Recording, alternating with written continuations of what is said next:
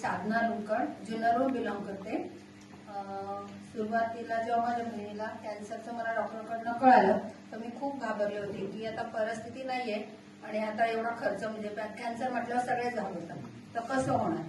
तर ती गाठ अशी बरीच मोठी होती तर समजत नव्हतं नेमकं काय करावं. तर मला नेमकं माझ्या जाऊबाईंनी सांगितलं की असं असं प्रोडक्ट आलंय आपल्या मंजरी मॅमकडे, तुम्ही बघा.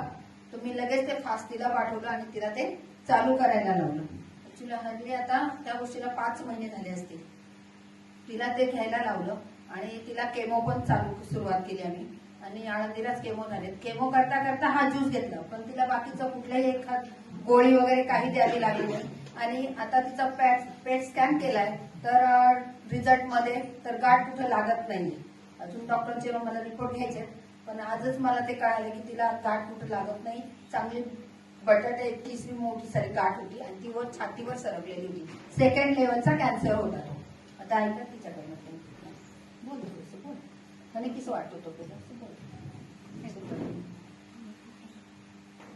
त्रास मला होता तो स्टार्टिंगला पडले होते आणि त्याच्यामुळं तोही त्याचं जास्त साईड इफेक्ट झालं माझ्या शरीरावर.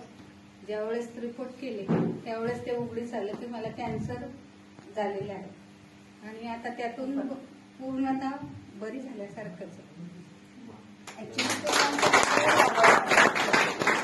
पण आता रिपोर्ट मध्ये तर नील दाखवते. थँक्यू.